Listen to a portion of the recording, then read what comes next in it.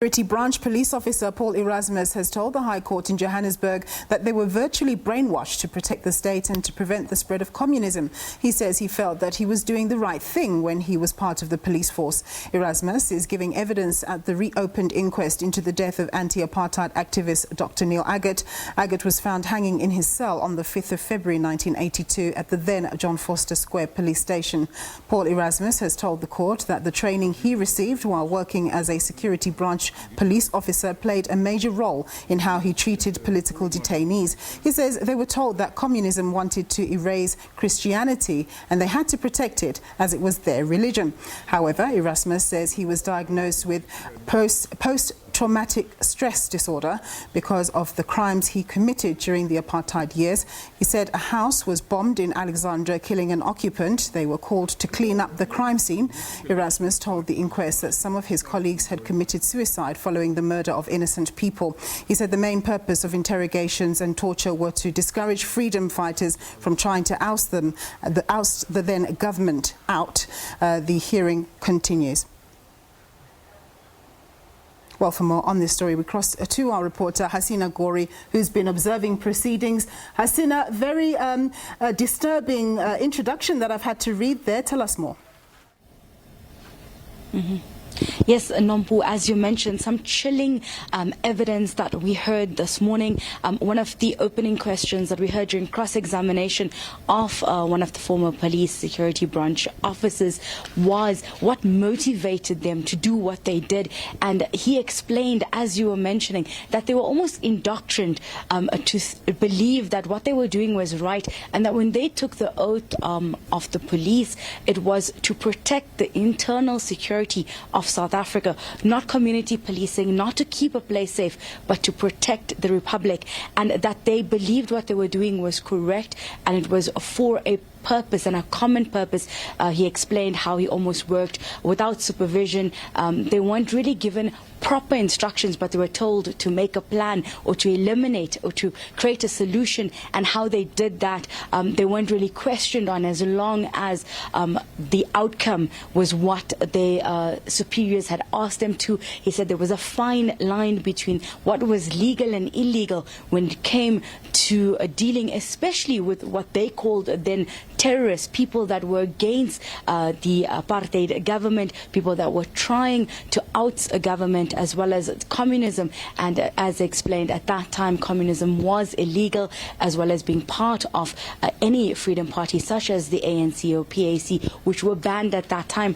He explained how he was an informer as well, and he worked behind the scenes or undercover getting information. He explained how also fraud as well as looting the coffers of a government was a common practice, that everyone within the security branch was doing it, and that at one stage he didn't even know where his finance ended and where government's finance began. He explained how they would go and withdraw monies for informers and then take a commission for themselves. He also explained the reward system within the security branch, that loyalty and action as well as doing what was asked of you meant that you grew higher in rank, and when there wasn't promotions they would be able to get different rewards, such as once for him he was given a car with unlimited petrol and a weekend away with his wife. He also explained a tie that he was wearing which has red and blue stripes, as well as an emblem on it which looks like two chess pieces, and explained that when you got this tie it meant that you were in the inner circle of the security branch and you were in kind of like a secret society of a sort. So he explained also some of the actions that they undertook, a lot of violence, a lot of different acts against both black African activists as well as the white left, which the apartheid government really were targeting at that time. He explained arson attacks as well as throwing bricks into houses of different activists. He also explained how they petrol bombed some activists as well as poisoned others. And these were just some of the atrocities that he was part of or he had seen happen during the time when he was a police security branch officer. He also explained how he did eventually leave after he suffered from PTSD from some of the actions that he undertook at that time, and explained how he left realizing that he was serving an evil master, as he put it, and that there was all those actions that he carried out, he regrets, but at that time he had thought that this was the correct procedure.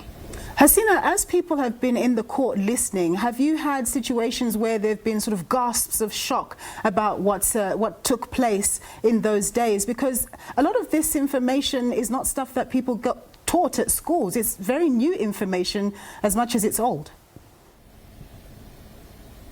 Yes, I think that's been a lot of the conversation that you hear, especially during breaks.